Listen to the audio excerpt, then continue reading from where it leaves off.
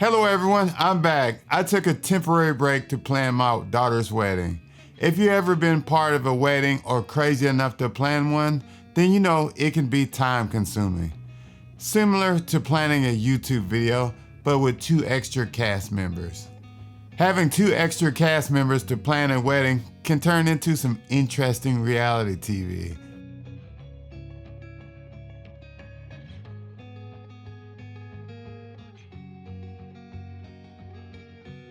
As you know, planning a wedding, decisions have to be made.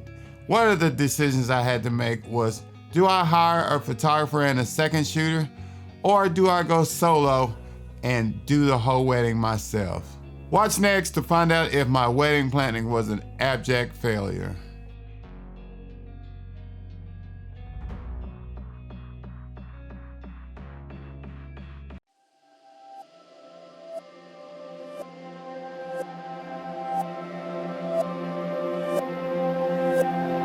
Okay, you probably be curious to what I did for the wedding. Did I hire a photographer and a second shooter, or did I go solo? As you can see, I decided to go solo for the wedding with a second shooter, sort of. I'm a content creator after all, so if you think after watching the video that the wedding was a colossal failure, then you can leave a comment. I love those. Being a Nikon user, I have different generations of DX cameras and full frame cameras. The Nikon D3100, a crop sensor camera from the older generation, and the Nikon Z6II, a full frame sensor from the new generation. And if you throw in the Nikon D3s, you have multiple cameras for a solo shooter to control throughout the wedding day. But will all these cameras hold up for my photography needs in 2022? Let's take this off. Let's get a little more. Let's loosen up a little bit more. Let's start with the Nikon D3100. If you're ever feeling dangerous, then pick up one of your old cameras and photograph a family member's wedding. I tell you, it just might make you insane. I had to remember all those settings for the Nikon D3100. I didn't pick up the camera until a week before the wedding because I was undecided on whether I should use it or not. Originally, I had planned to train a second shooter to some feel-good shots while I did the glamorous shots of the bride and groom with the Nikon Z6II.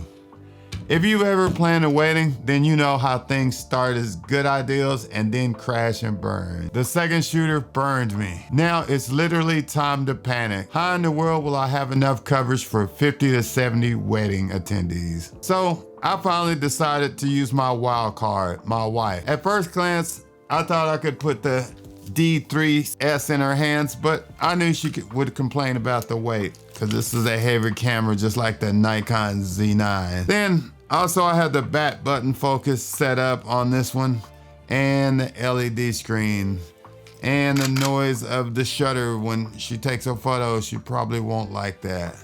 Finally, I settled on the Nikon 3100. What's the worst she could do with this camera?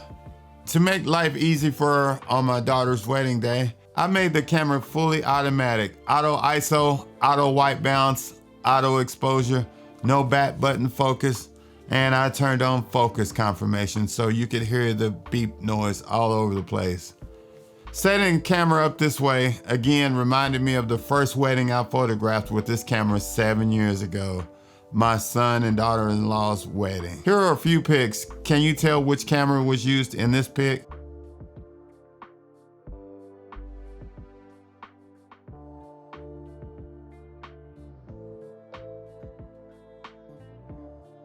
At this point, you're probably thinking, dude, this doesn't sound like fun. Photographing your own wedding?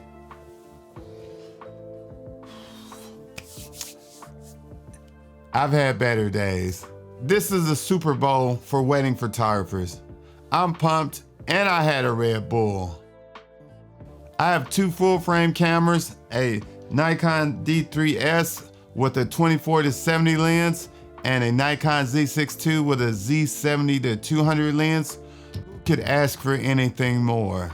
These are the 2 favorite lenses of wedding photographers. Unless you do primes, You'll basically use these two lenses to get most of your shots. About more, please hit that subscribe button so I can keep making videos about real world event photography.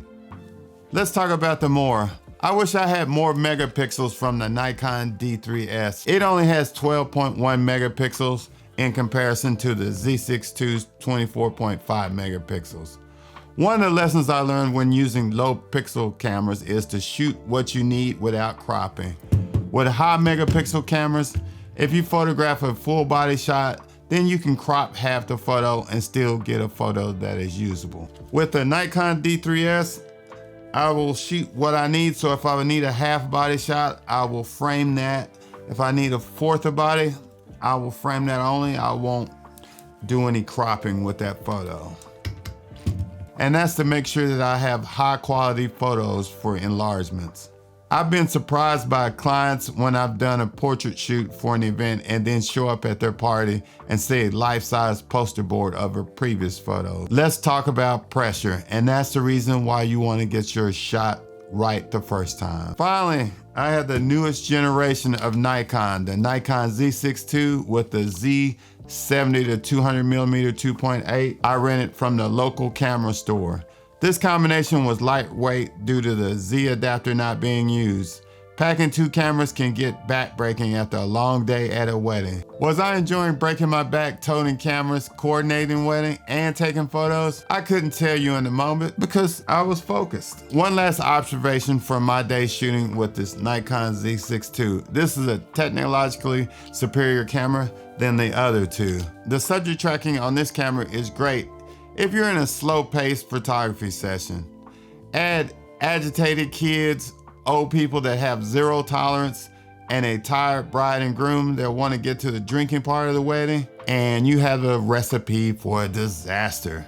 I had to stop plotting on the back of the screen every time the subject tracking decided it thought the groom had better contrast, or there were multiple family members and it liked one of the family members the best. So what did I do with all this technology? Threw it out the window. I went back to the basics. I went to single point autofocus in the center, and all I had to do was do a slight move with the toggle and get my focus point. This simple move made me thankful for what I learned from my previous generations of Nikon cameras. Remember, it's the photographer, not the camera, that will make or break your images. With the new generation, Nikon Z6II coming, or whatever's coming down the line, you will still need to rely on your skills. Last word, would I ever do this again? Sure, for 2 Red Bulls. Thanks for watching. Please watch my other videos on Nikon cameras.